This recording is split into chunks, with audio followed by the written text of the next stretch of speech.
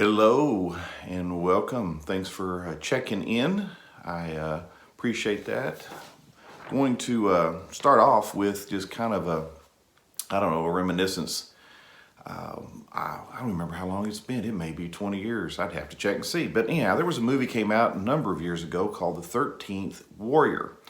I guess the biggest name you would know in there was Antonio Banderas. And here's the gist of the movie. And Antonio Banderas played I guess you would say an Arab. And he had gotten himself in trouble at court, and he was kind of banished, and he fell in with or was given the assignment of going with some Vikings and kind of being the ambassador with them or for them for this empire that Antonio Banderas' character serves. So in other words, he was sent to the middle of nowhere, so to speak. And one of the things you notice in this movie is that is you've got a clash of cultures, so to speak. When you meet these Vikings at the beginning, you probably feel much like Antonio Banderas does, that these are just a bunch of idiot oafs.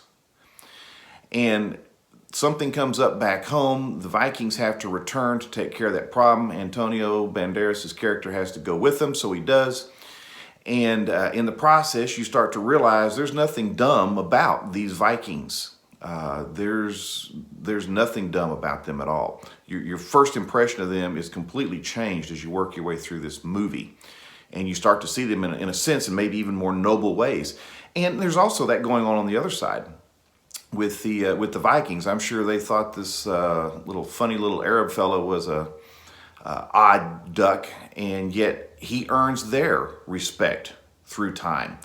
And that's just one little thing that's going on in the movie. And if you ever want to watch it sometime, pick it up. But I don't know, that movie just always comes into my mind when I think in terms of how easy it is for us to misread each other, to in some cases not only misread each other, but to it just seems like in our culture today, and it can happen in the church, it's just so easy to demonize someone so easily, so quickly. And I just want to spend a few minutes for our Wednesday evening talking about let's be careful about how we misread people, because misreading people is dangerous. If you don't believe me, maybe you go ask Goliath. You think he misread David when David came out on the battlefield to fight him? He certainly did. I reflect on and I think about the early Jewish leadership. They certainly misread the apostles, didn't they? I remember one time when they had brought them all in, Acts tells us that they were basically saying, where do these guys get all this stuff? They're not learned men. They were uneducated men. And yet they were besting them. That whenever they would bring them in and talk, the apostles would always get the better. And it's just so easy in life to judge by appearances, or for we assume the worst so quickly about each other. I notice that in our culture today. It can take one little thing said wrong. It can just be one word even, and it just seems like it just sets people off, and they're so angry and so frustrated, I don't know. I see it. I think part of this, and interestingly enough, this was something that I learned at UT Arlington. I had a professor there that I took several classes with, and he was a philosophy professor, if that helps. So we had to do a lot of reading. In philosophy classes, you do a lot of reading, is what it amounts to.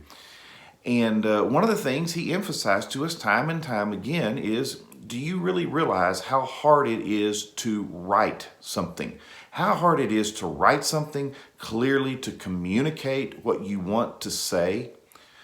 And he said, very often when you read something, first time through at least, try to read it charitably. That was his term. He said, try to give a charitable reading the first time through when you're reading something, because it is hard to put something into print and communicate. People that write and can do it well really do have a hard job, and that is a gift. But it's also a lot of hard work to write well. But that was his point. He said, read it charitably, because they're not going to express everything perfectly, or they're not going to say things, and it's hard to do. And sometimes you need to read that in a way of saying, okay, maybe this is what they mean, and try to, at least on the first run through, put a positive take on it. Now, that doesn't mean you can't come back later and be critical. And obviously in philosophy classes, boy, they get really critical and tearing things apart. But I always stuck with me that he said, read things charitably, at least the first time. Try to give the benefit of the doubt to the writer.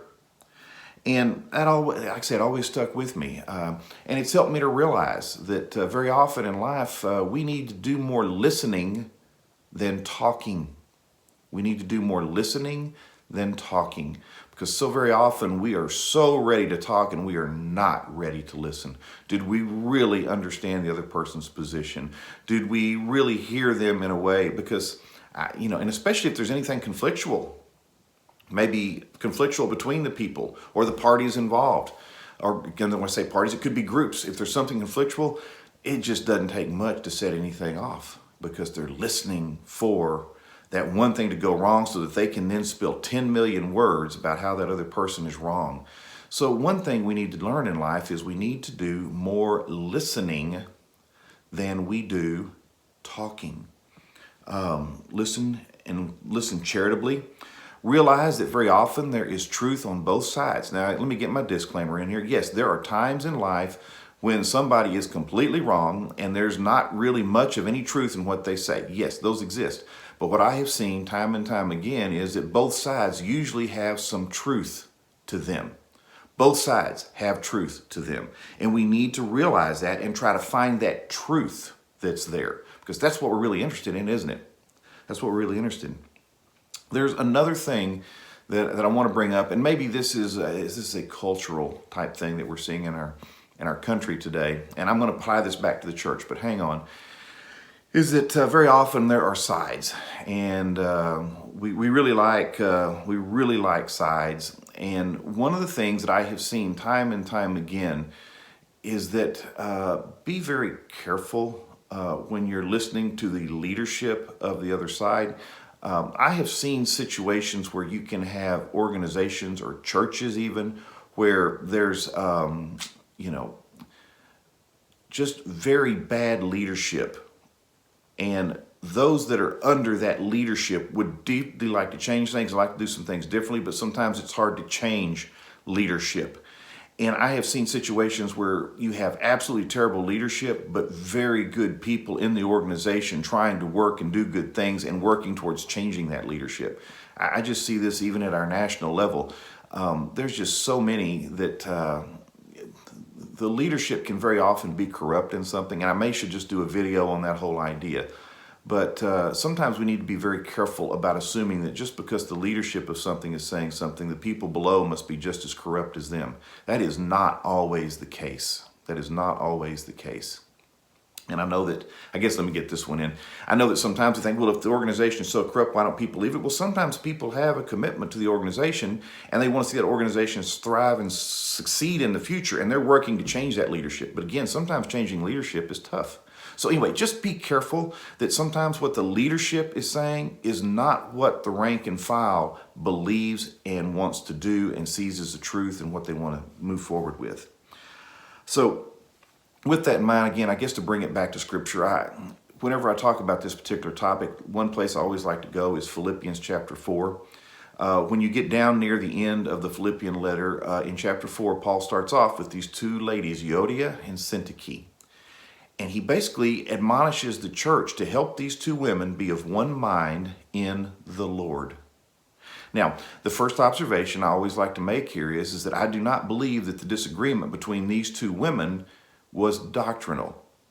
Paul was always strong on doctrine. If it was a doctrinal issue, if one of them was doing something wrong doctrinally, Paul will take a side in a heartbeat. He has no problem with calling it out, and when something's wrong, saying it. You have a situation here where more than likely there are two ladies. They have not gotten along for whatever reason. Something has turned them, and it's caused a problem in the church. And so Paul is admonishing the church, help these two women to come back and agree with each other. Now, let's go back over some of the things I talked about earlier. You know what? Whatever this disagreement is with them, and it may be personal, and there's no telling what it is, but I have a feeling there's truth on both sides. You see, if you're going to move this thing forward, you've got to recognize and acknowledge the truth that both sides are bringing. Because if you go to the negative immediately and all the ways they're wrong, you're just going to put up defenses. So acknowledge the truth that is there, you see. At some point in time, communication is going to happen. People are going to have to talk. And this, I think, is one point that I find myself getting stronger and stronger on as I move along in life. Do it in person. Don't do it through intermediaries. I think it is a good biblical principle that when someone has a problem with someone else, they get together and talk about it first before they bring other people in. If there is a problem that someone has with someone else, and especially in the church, you go and see, in other words, there may be organizations out there that you can't do that. Okay, maybe they've got some policy in place where there's steps you got to go through. But in the church, if you've got a problem with someone, you sit down first and you talk with them. It just seems to me so very simple. And see, nowadays it's even made worse because we have lots of intermediaries to do this. People like to try and resolve a conflict through a text. There is something that's going to be conflictual, I'll do it with a text, or they do it with an email. And we've even gotten to the point now where people will just fire things out online. I mean, they'll post it out there on some of their social media for everybody to see the conflict, you know? And they have not sat down and talked with that person face to face first. So to me, that is just a very good principle to work with, because I think I have found in life that a lot of conflicts could be resolved if the two people could sit down and charitably listen to each other and try to work something out. So the other point to that is that one of the other reasons why it's so important to do it in person is that so much is communicated in body language and in tone. So much is communicated. A statement can be made with one tone and it means one thing, and another tone and it means something completely different. And if it's in print or if it's in a text or an email, you don't know what that tone was, and it makes it hard to interpret. So anyhow, I guess I just put this out there because one of the things that's just on my heart lately with all the stuff going on is we cannot let the extremes in our culture and we cannot let the extremes in church set the agenda for what we're trying to do, because it's just dangerous when the extremes set the agenda. It can't happen. It shouldn't happen. So again, those are some of my principles, and I guess the most fundamental one is I think it is important that the people that have a problem sit down and talk first and do that, and they don't go around and deal with things in all kinds of other ways. But anyhow, for what it's worth, I guess I just leave it there. We really need to be careful what we think about each other's and what we surmise about them, and be careful that we don't misread each other, and do not let the extremes win. All right, appreciate you watching.